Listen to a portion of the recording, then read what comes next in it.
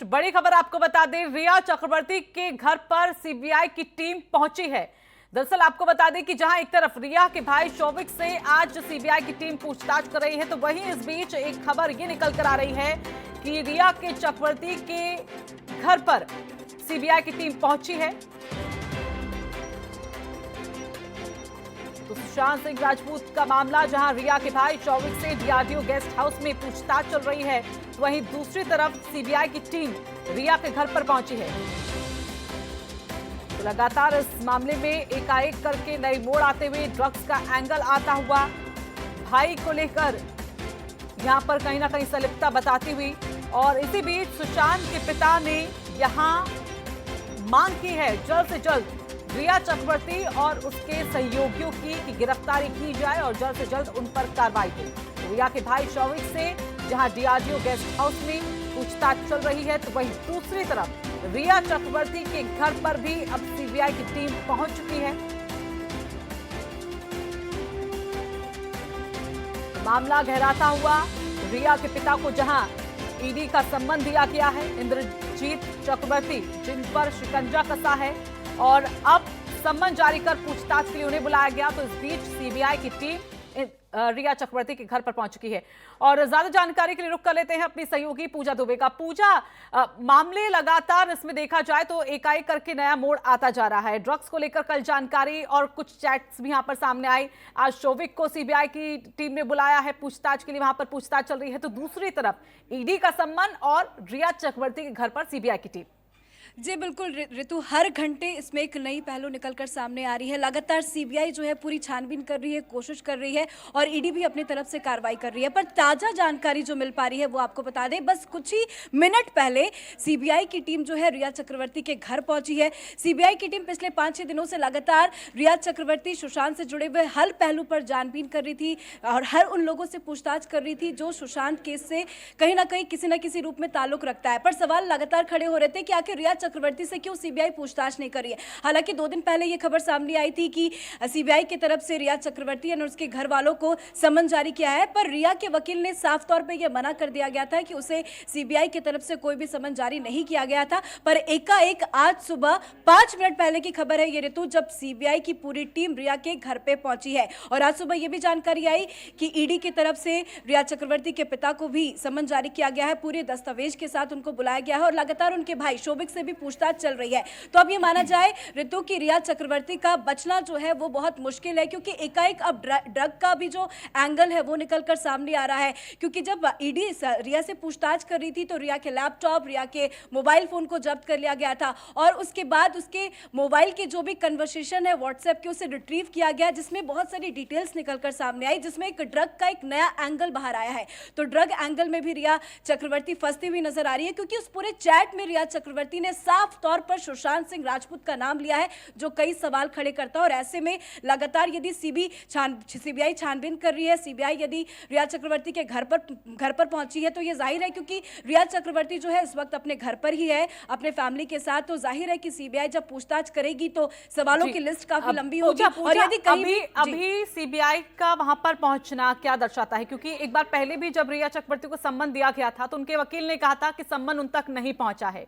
तो क्या अभी माना जाए कि रिया एंड उनकी फैमिली, उनको सम्मन भेजा जा रहा है, जो कहा जा रहा था कि किसी भी वक्त भेजा जा सकता है, इसलिए टीम वहां पर पहुंची है? ऋतु, 3 दिन पहले ये खबर जरूर सामने आई थी कि रिया के परिवार वालों को रिया को सम्मन जारी किया गया है सीबीआई की तरफ से, पर रिया के वकील ने इस बात से साफ इनकार कर दिया कि रिया को कोई भी सम्मन जारी नहीं किया गया। हालांकि ड्रग का भी एंगल सामने आया, तो रिया के वकील ने कहा कि अब रिया ब्लड टेस्ट कराने के लिए भी रेडी है, रिया किसी भी प्रकार का ड्रग्स नहीं लेती। तो रिया के वकील झूठ बोल रहे हैं या क्या मामला है, ये अभी तक तो खुल के सामने नहीं आया गया। ऐसा भी हो सकता है कि कुछ दिन पहले रिया को सम्मन जरूर, जो खबरें सामने आई थी उस खबर पे पूरी तरह से सच्चाई हो सकती है कि हाँ, रिया को सम्मन जारी किया गया था और रिया से आज पूछताछ हो रही है। यदि सम्मन जारी नहीं भी किया, लेकिन सीबीआई ने बैकग्राउंड को बहुत ज्यादा स्ट्रांग कर लिया है, क्योंकि रिया से जुड़े जो भी मामले हैं, जो भी शख्स है, चाहे वो रिया के भाई हो, शौविक चक्रवर्ती हो, रिया के पिता हो, या रिया का जिससे कनेक्शन रहा है, श्यामुल मिरांडा हो, श्रुति मोदी हो, या फिर रिया सुशांत के घर के स्टाफ नीरज हो या केशव हो, हर एक एंगल पे सीबीआई छानबीन कर चुकी है,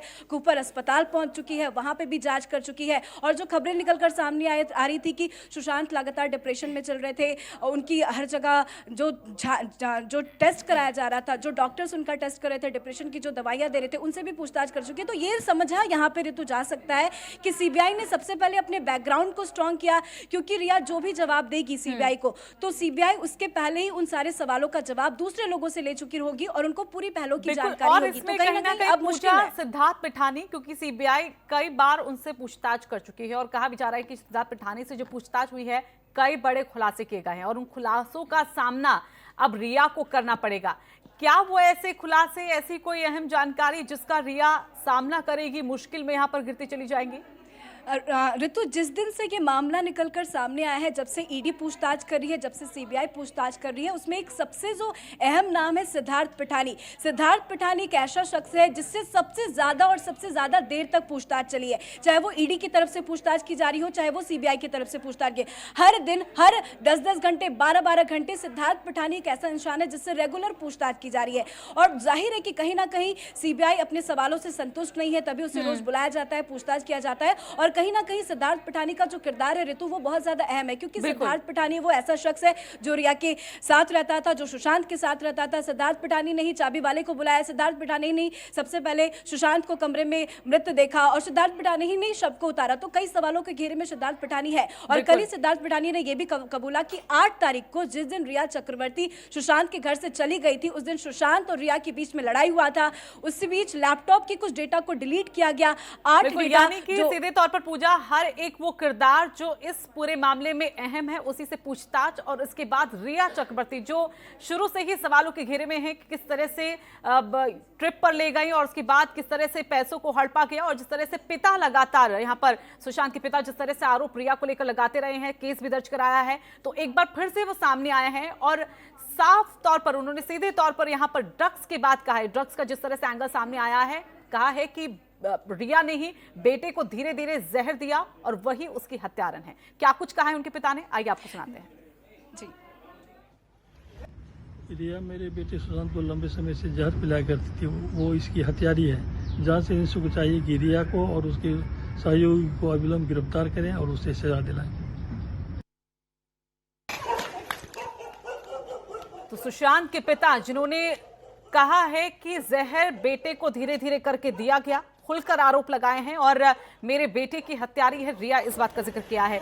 तो पूजा पहली बार नहीं है, इससे पहले भी केस जब दर्ज कराया था तो कई बड़े बड़े आरोप लगाए थे, चाहे वो बैंक डिटेल्स को लेकर हो, चाहे वो अपने बेटे से बात नहीं करने दी गई इसको लेकर हो, परिवार से दूर रखा गया हो। और अब एक बार फिर से जब से ड्रग्स का मामला सामने आया है, कहीं ना कहीं वो स्पष्ट से कह रहे हैं कि बेटे को धीरे धीरे करके ड्रग्स दिया गया, जहर दिया गया।